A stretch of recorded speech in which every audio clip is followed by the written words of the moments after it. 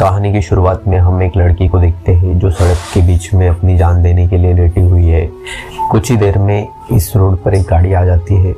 ये लड़की जैसे ही गाड़ी को अपनी ओर आता देखती है तो मौत के डर से वो अपना इरादा बदल देती है और सड़क से उठकर किनारे पर चली जाती है। तब वो गाड़ी वाला आदमी भी इस लड़की की मदद के लिए नहीं रुकता, वह इसे नज़रअंदाज करके आगे निकल जाता है जैसे उसने कुछ देखा ही नहीं हो।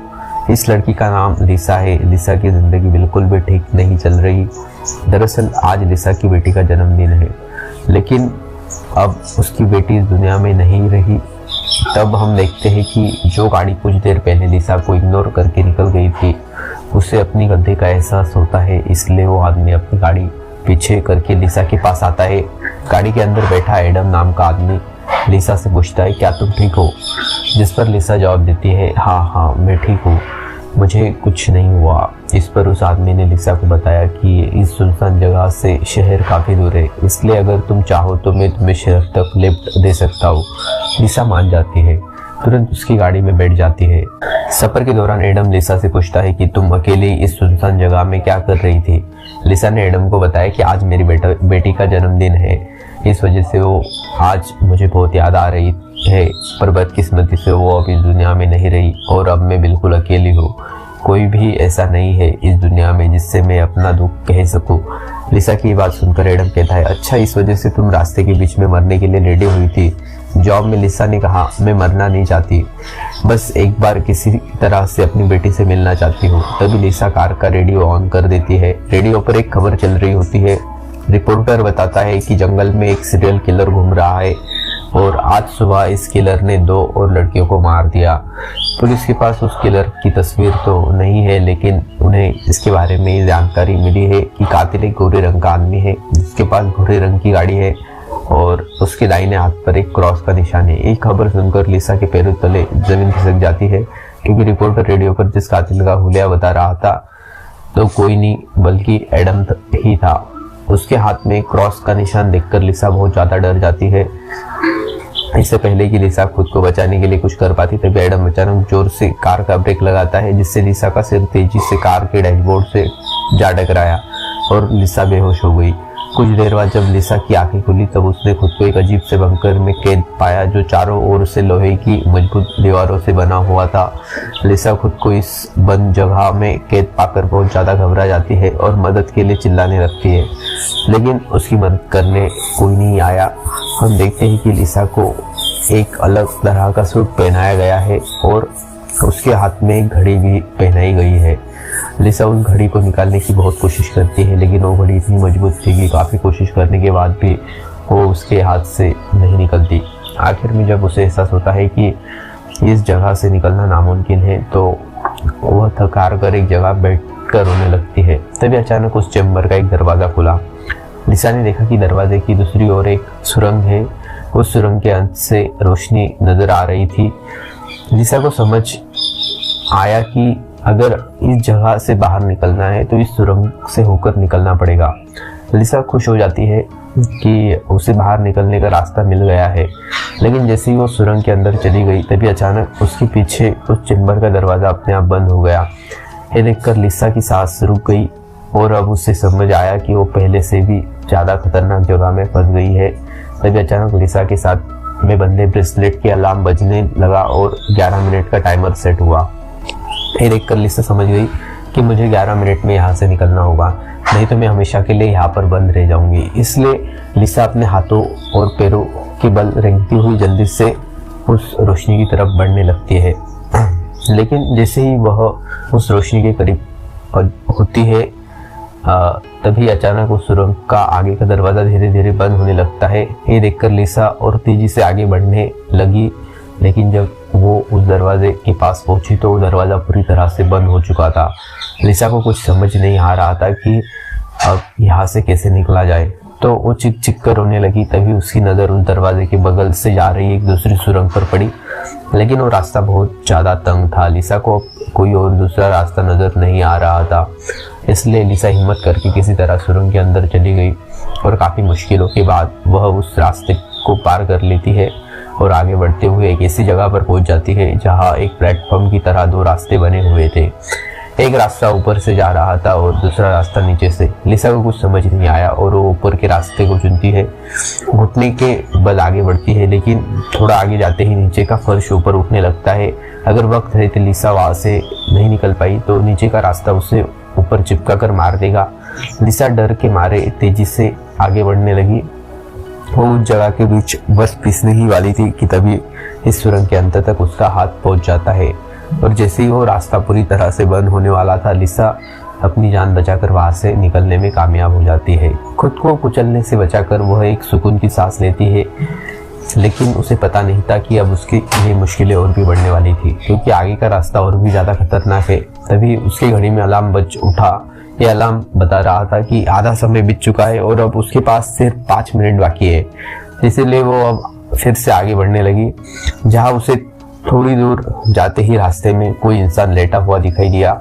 लिसा जब उसके करीब आई तो उसने देखा कि वह कोई जिंदा इंसान नहीं बल्कि एक जली हुई लाश है जिसकी हालत बहुत खराब है। उस लाश के हाथ पर भी वैसी ही घड़ी बंधी हुई है जैसी लिसा के हाथों पर बंधी थी। लिसा को समझ आ गया कि ये इंसान भी मेरी तरह इस सुरंग से निकलने की कोशिश कर रहा था, लेकिन वो यहाँ से निकलने में कामयाब नहीं हो सका और मारा गया। मतलब यहाँ से निकलना नामुमकिन है। इस लाश को देखकर लिसा की यहाँ से निकलने की बच्ची कुछ उम्मीद भी टूट गई, लेकिन उसने किसी तरह हिम्मत जुटाई और इस लाश को साइड पर करके आगे बढ़ने लगी। जब वो घड़ी की तरफ देखती है तो उसके पास सिर्फ 2 मिनट का टाइम बचा हुआ था, इसीलिए वह और तेजी से आगे बढ़ने लगी। तभी अचानक एक मजबूत लोहे की सलाखों ने आकर उसका रास्ता रोक दिया। साथ ही उस सुरंग की दीवारों में से ढेर सारे हीटिंग पाइप निकलकर बाहर आने लगे और उस जगह को गर्म करने लगे। ये देखकर लिसा पूरी तरह से घबरा गई। वो समझ गई कि जल्द ही उसकी भी लाश उस जले हुए इंसान की तरह इस सुरंग में पड़ी होगी। उसे आगे क्या करना है कुछ समझ में नहीं आ रहा था। तभी उसके पीछे दीवार का एक छोटा सा हिस्सा खुल गया, जिसे देखकर लिसा पीछे की तरफ रेंगती हुई उसके अंदर घुस गई। अगले ही पल एक कांच के दरवाजे ने इस हिस्से को पूरी तरह से बंद कर दिया। जैसे लिसा के हाथ में बंदी घड़ी में टाइमर 0 पर पहुंचा, तभी उन हीटिंग पाइप ने आग के फव्वारे की तरह निकलने लगी और देखते ही देखते वो पूरी सुरंग आग की लपटों में डूब गई। लिसा जिस हिस्से में बंद थी वो पूरी तरह से सुरक्षित था, जिस वजह से उसकी जान बच गई। कुछ देर बाद वो हीटिंग पाइप्स वापस दीवार में चली गई। लिसा जिस हिस्से में बंद थी उस चेंबर का दरवाज़ा खुल गया। लिसा ने जो कुछ अभी अपनी आंखों के सामने देखा उस वजह से लिसा उस हिस्से से बाहर नहीं निकलना चाहती थी, पर उसे उस हिस्से की दीवार लिसा को बाहर धकेल देती है और पहले की तरह अपने आप सुरंग से जुड़ गई। लिसा जैसे ही वहां से बाहर आई तभी उसकी घड़ी में फिर से 11 मिनट का टाइमर सेट हुआ। वो जैसे ही थोड़ा आगे बढ़ी तभी उस सुरंग का ऊपरी हिस्सा नीचे आने लगा और बिल्कुल उसके साथ आकर चिपक गया। बस इतना गैप बचा कि वह रेंगते हुए यहाँ से आगे निकल सके। लिसा पूरी तरह से बेबस हो चुकी थी। वो जोर जोर से रोने लगी। जब उसकी नज़र घड़ी पर पड़ी तो वहाँ उसका टाइम खत्म हो रहा था, जिसका मतलब कि अब से ठीक 11 मिनट बाद उस सुरंग में आग का सैलाब आएगा और लिसा को राख कर देगा। वो सोचती है कि इतनी बुरी मौत मरने से अच्छा है कि क्यों ना एक बार फिर से वह यहाँ से निकलने की कोशिश करे। इसीलिए वो फिर से हिम्मत करके आगे जान बचाने के लिए पीठ के बल अपने हाथों के सहारे रेंगते हुए आगे बढ़ने लगी। थोड़ी दूर ऐसे ही रेंगते हुए जाने के बाद वह सुरंग खत्म हो गई और आगे पानी का एक टैंक आ गया। लिसा बहुत ज़्यादा थक गई थी और प्यास ने उसका बुरा हाल कर दिया था। वह इसी तरह लेटे हुए हाथों की मदद से पानी पीकर अपनी प्यास बुझा लेती है। जब उसने अपनी घड़ी की तरफ देखा तो अब सिर्फ 8 मिनट रह गए थे। अब पानी के अलावा उसे कोई और दूसरा रास्ता नहीं दिखा, इसलिए वो एक लंबा सांस लेते हुए पानी में ही उतर गई। पानी में उतरने के बाद टैंक काफ़ी बड़ा था। उसे अब समझ नहीं आ रहा था कि किस तरफ जाना है। वो वहाँ पानी में निकलने का रास्ता ढूंढने लगी, मगर उसे कोई भी निकलने का रास्ता नहीं मिला। तो दूसरी तरफ जहाँ से वह इस टैंक में उतरी थी वह रास्ता भी बंद हो चुका था। अब उसकी सांस भी खत्म होने लगी थी। तभी टैंक में से ऊपर की तरफ एक दरवाज़ा खुल गया। लिसा जल्दी से उस दरवाजे से होते हुए ऊपर निकल आई। बाहर निकलते ही उसने जोर जोर से सांसें ली और आगे का रास्ता तय करने लगी। लेकिन लिसा बहुत ज़्यादा थक चुकी थी। आगे बढ़ना उसके लिए बहुत मुश्किल हो रहा था और कुछ ही देर में भारी थकान की वजह से लिसा कि बीच रास्ते में ही आंख लग गई। लेकिन तभी लिसा के कानों में किसी की चीखने की आवाज़ गूंज उठी। वहाँ और भी कोई था जो मदद के लिए पुकार रहा था। उसकी आवाज़ सुनकर लिसा की अंदर बचने की उम्मीद जाग उठी, इसलिए वह जल्दी से उस आवाज़ का पीछा करने लगी। अचानक एक जगह उसके ठीक नीचे एक दरवाज़ा खुला जिसके अंदर उबलता हुआ तेजाब था। लिसा उस तेजाब में गिरने से बाल बाल बची। वो तेजाब इतना खतरनाक था कि एक मजबूत लोहे को भी कुछ सेकंड में पिघला देता। लिसा जल्दी से अपने कपड़े का एक टुकड़ा काटती है और उसे टेस्ट करने के लिए तेजाब में डुबोती है। कपड़ा कुछ ही सेकंड में काली राख में बदल जाता है। ये देखकर वो बहुत ही संभल कर आगे बढ़ती है। वो अपने हाथों और पैरों को उस गड्ढे के किनारों पर रखकर उस जगह को पार करने वाली थी कि तभी उसका घुटना तेजाब में लग जाता है, जिससे लिसा दर्द से चीख पड़ती है। खुशकिस्मती से उसके सूट की वजह से उसका घुटना गलने से बच गया, लेकिन उसके घुटने पर एक गहरा जख्म बन गया था। अच्छी बात यह थी कि अब वह मदद की आवाज़ काफ़ी करीब से आ रही थी। लिसा अपना दर्द भूलकर फिर से उस आवाज़ का पीछा करने लगी और आखिरकार वो एक लोहे की ग्रिल के पास जा पहुंची। तो उससे कुछ दूरी पर उसे और एक ग्रिल जिसके पीछे एक आदमी था। उस आदमी ने भी लिसा की तरह हाथ में घड़ी और सूट पहना था। लिसा उससे कहती है कि देखो मेरी बात सुनो, हम दोनों यहाँ पर फंसे हुए हैं, अगर हम एक दूसरे की मदद करें तो यहाँ से निकल सकते हैं। लेकिन वो आदमी काफ़ी लंबे समय से उस सुरंग में फंसने की वजह से उसकी दिमागी हालत ख़राब हो चुकी थी। वो कभी लिसा को गालियाँ देने लगता, कभी सॉरी कहने लग जाता। वो कहता है कि ये लोग जल्द ही वापस आएंगे और हम दोनों को मार देंगे। एक कहकर वह पागल जोर जोर से हंसने लगा। तभी लिसा देखती है कि उसके हाथ में बंदी घड़ी 60 सेकंड की काउंटिंग शुरू हो गई है। वो हीटिंग पाइप्स दोबारा दीवारों से बाहर निकल आए और इस बार बचने के लिए जो हिस्सा था वो लिसा और उस आदमी के बीचों बीच खुलता है, जिसमें सिर्फ एक ही इंसान छिपने के लिए जगह थी। अब या तो वो पागल आदमी बचेगा या तो फिर लिसा। अगले ही पल लिसा और उस पागल आदमी के आगे जो लोहे की ग्रिड थी वो हट गई। ये दोनों तेजी से उस चेंबर की तरफ भागने लगे और दोनों एक साथ चेंबर तक पहुंचे, जिसके बाद ये दोनों एक दूसरे को मारने लगे। उस बीच कभी लिसा उस पागल आदमी को चेंबर से बाहर निकाल देती तो कभी वो पागल आदमी लिसा को बाहर धकेल देता। लेकिन आखिर में जैसे ही वक्त खत्म होने वाला था, लिसा उस आदमी को लात मारकर चेंबर से बाहर निकाल देती है। वह आदमी लिसा को पैर से पकड़कर बाहर निकालने की कोशिश करता है। तभी 60 सेकंड खत्म हो गए और उस चेंबर का शीशे के दरवाजे से उस आदमी का हाथ काट दिया।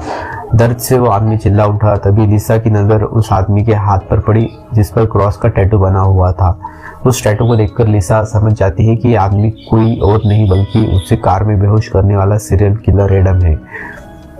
अब लिसा की सारी कंफ्यूजन दूर हो गई। पहले लिसा को लग रहा था कि एडम ने इससे यहाँ कैद करके रखा है, लेकिन उसकी ये सोच गलत थी क्योंकि एडम बेचारा तो अब खुद मौत के मुंह में था। इतने में ही लिसा की घड़ी पर 11 मिनट का वक्त पूरा हो गया और उन हीटिंग पाइप से निकलती तेज आग ने कुछ ही सेकंड में एडम को राख में बदल दिया। अपनी आंखों से एडम की इतनी भयानक मौत देखकर लिसा डर के मारे कांपने लगी। कुछ देर बाद हिस्से के अंदर एक छोटी सुरंग में से एक रोबोट आता है। वह एक बहुत ही भयानक सा स्कल था। ये रोबोट लिसा को कोई नुकसान नहीं पहुंचाता बल्कि उसके तेजाब से जले हुए घुटने को ठीक कर देता है। लिसा ने उससे पूछा कि वो कौन है और उसे यहाँ क्यों लेकर आया है। जवाब में उस रोबोट के मुंह से एक टूल निकलता है और वो टूल लिसा की सूट के साथ कनेक्ट हो जाता है। उस टूल की मदद से लिसा को फ्लैशबैक की सारी बातें याद आने लगती है। जब वो कार में एडम के साथ थी तो उसे एडम की सच्चाई का पता चलने के बाद एडम की उसके साथ झड़प हो गई थी। उस दौरान एडम ने लिसा पर चाकू से सीने पर वार किया और कार से बाहर फेंक दिया था।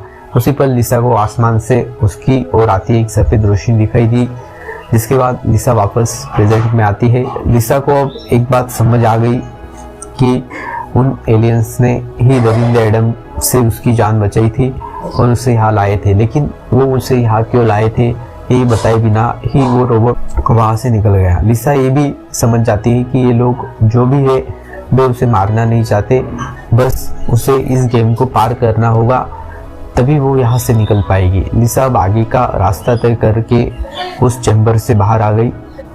एडम का कटा हुआ हाथ भी वहाँ पर पड़ा हुआ था। उसी समय लिसा को उस कटे हाथ पर टाइमर के नीचे कुछ सिंबल्स दिखाई दिए। लिसा उन सिंबल्स का मतलब समझने की कोशिश कर रही है। कि तभी एक घूमता हुआ पंखा उसकी ओर आने लगा। उसे देखकर लिसा अपनी जान बचाने के लिए पीछे हटने लगी और उसे बाल बाल बचते हुए एक छेद से ऊपर की सुरंग में चली गई।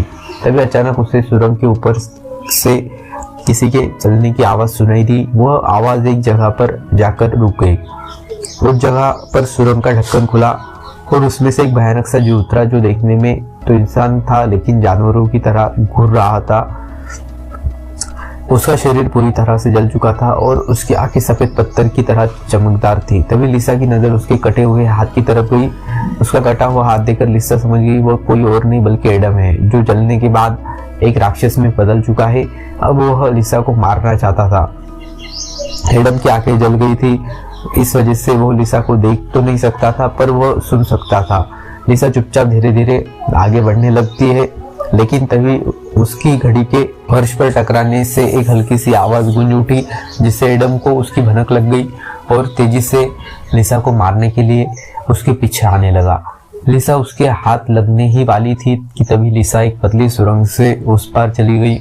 एडम को कुछ नजर न आने की वजह से वह उस जगह को पार नहीं कर पाया। लिसा उस सुरंग से आगे बढ़ती हुई एक ऐसी जगह पर पहुंची जहां उसके पास आगे जाने के लिए दो रास्ते थे।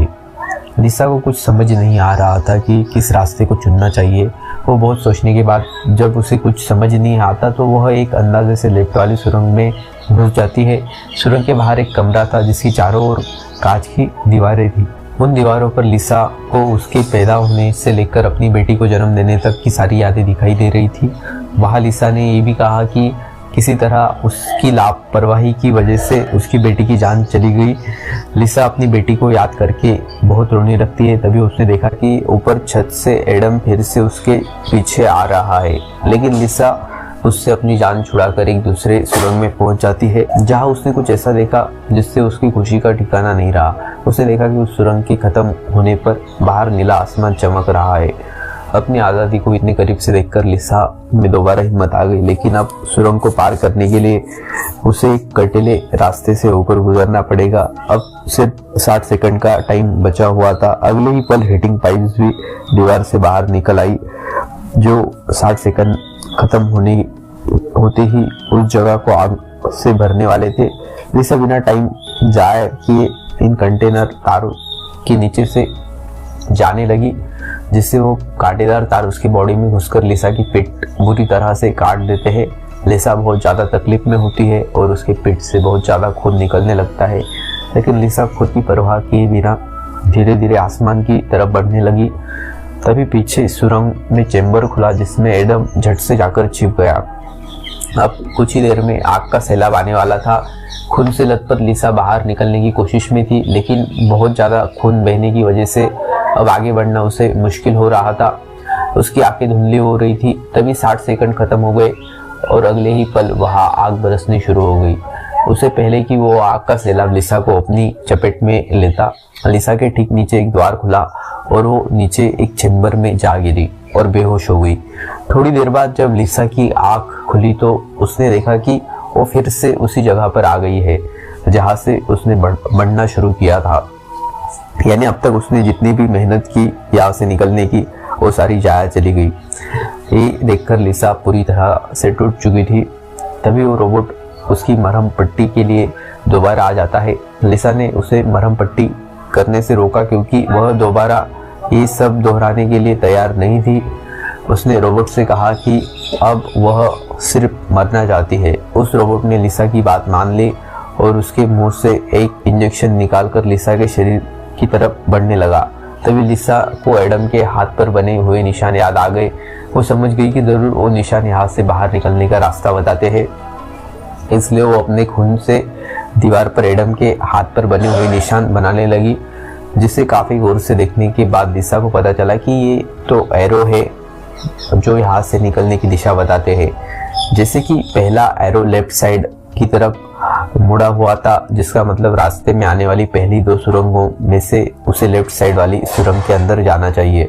दूसरे नंबर का एरो राइट साइड की ओर मुड़ा हुआ था, यानी पहली सुरंग को पार करने के बाद जब फिर से एक साथ 2 सुरंगें आएंगी तब राइट साइड वाली सुरंग के अंदर जाना चाहिए। उसे लगा कि जरूर मेरे हाथ की घड़ी के नीचे भी इसी तरह से सिंबल्स बने होंगे जो यहाँ से बाहर निकलने की दिशा बताते हैं। ये समझते हैं कि लिसा ने उस रोबोट से उसके जख्मों को ठीक करने को कहा। जख्मों की मरहम पट्टी होते ही वह एक नई उम्मीद के साथ फिर से इंटरनल्स में निकल पड़ी। लिसा पहले भी इन सुरंगों से गुजर चुकी थी, इसलिए वो बड़ी आसानी से उन सुरंगों को पार करते हुए आगे बढ़ने लगी और उस तेजाब से भरे गड्ढे के पास जाकर रुक गई। वहां उसके अपनी घड़ी को तेजाब से जलाकर उसे अपनी कलाई से अलग किया। उसकी कलाई पर भी ठीक वैसे ही सिंबल्स थे जैसे एडम के हाथ पर थे, बस उसमें थोड़ी बहुत चेंजिंग थी। लिसा उस जली हुई घड़ी को अपने हाथों में लिए हुए आगे बढ़ने लगी और उस जगह पर पहुंच गई जहां उसने पहली बार इन दोनों टनल्स में से लेफ्ट वाले टनल को चुना था। लेकिन सिंबल्स के मुताबिक सही सुरंग राइट वाली है, जो जल्दी से राइट वाली सुरंग में चली गई।